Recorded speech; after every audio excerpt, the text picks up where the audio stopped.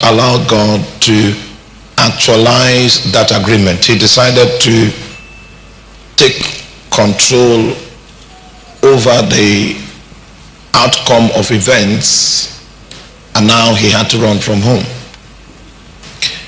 And he will think that there is a possibility of him thinking that the path he took on his journey from home was his idea. There were deep realities that were responsible for the location he alighted that night, because he ran straight into the same environment where his grandfather had set up an altar unto God, and on the strength of his interaction with God, the mighty website was set up in that location. An angelic stronghold was established in that location, and he could not perceive this on the strength of his physical senses. In fact, he complicated his case when he decided to take one of the stones that was used to build the altar. His grandfather he took one of them and made it his pillow. He complicated the whole matter. At the moment he went to sleep and his physical senses were blotted out, his spiritual senses were activated to look upon the same location. Many times God will need to give you an insight into the location where he has sent you to accomplish his assignment, in order for you to be adequately equipped to prosecute the counsel of God for the territory. His spiritual eyes were enlightened, and he looked upon the same environment that he was sleeping on that night, only for him to discover a very robust infrastructure that was set up in the location. And for the Bible reveals that there was a ladder, and upon this ladder angels were ascending and descending. Angels were not descending and ascending. Angels were ascending and descending. It's needful for us to understand that the oscillatory motion, angelic oscillatory motion that took place from that location was inspired by the priesthood that was operating on earth. It was that priesthood that was responsible for angelic movements as they were moving from the earth into heaven, and not from the heaven into the earth. When these guys saw all this, the Lord is in this place and I did not know it. How dreadful is this place? This is none other but the house of God. This is none other than the gate of heaven.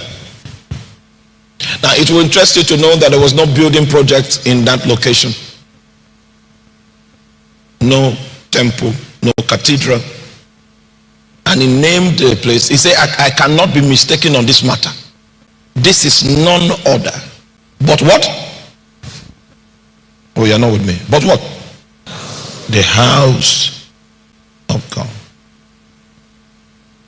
So what does it mean by the house of God? Because we'll go into the New Testament and then you begin to see what Apostle Paul says about the house of God, the church of the living God, the ground and the pillar of truth. So in the New Testament we have perspective that the concept house of God actually refers to the church of the living God, not the church of demons, but the church of the living God, meaning that there is one that is alive that is trapped there.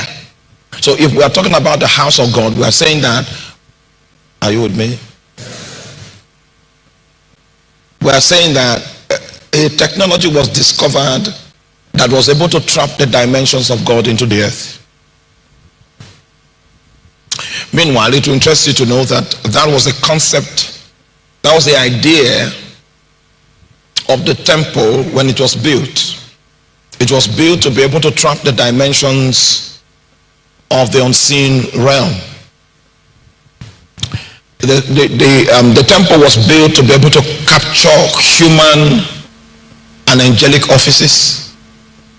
It was built to be able to capture human and human offices and the offices of cherubims. It was built to be able to capture the office of God. And I need to explain what I mean by that. Once upon a time, I went to preach in a place in Nigeria called Zaria. It's in the northern part of Nigeria. And I met a young man that insisted that he needed counseling services. So I gave him an opportunity to bear his mind, and when he did, he told me that he had encountered a certain spirit while he was in the village. He was going to the stream to get water, and he saw that he was the only one at the stream in this moment of time, and he encountered the spirit. The spirit suspended and was talking to him from that point, and told him that he's being highly sought after because there is a wisdom that they want to give to him. And since he indicated interest in this wisdom, the spirit gave him alligator pepper. Do you know alligator pepper? Oh yeah. You know it more than I do. Ghanaians. In fact, I saw a pepper, it was all pepper sauce. First time I saw it was in Ghana. All right, so you know alligator pepper. So he gave him 3 alligator pepper. And just in case, I know Tiffany, you don't know alligator pepper, but it's the hottest pepper. It looks very negligible, but if you try it, you will. Hallelujah. So he gave him 3 pieces of this pepper. And when because the reason was that he was flat. The spirit wanted him to come up higher. So the instrument by which he could migrate was pepper. So he gave him this pepper, and when he ate the alligator pepper, it became high. So the spirit began to communicate with him and to give him wisdom on how he can construct a place in the natural that will mirror its own dimension. Do you get that? A construction in the natural that will mirror the dimension in which the spirit operates in the invincible dimension. Once you can mirror that dimension, the spirit can appear in that place not knowing that it changed dimension, changed realm. Do you understand that?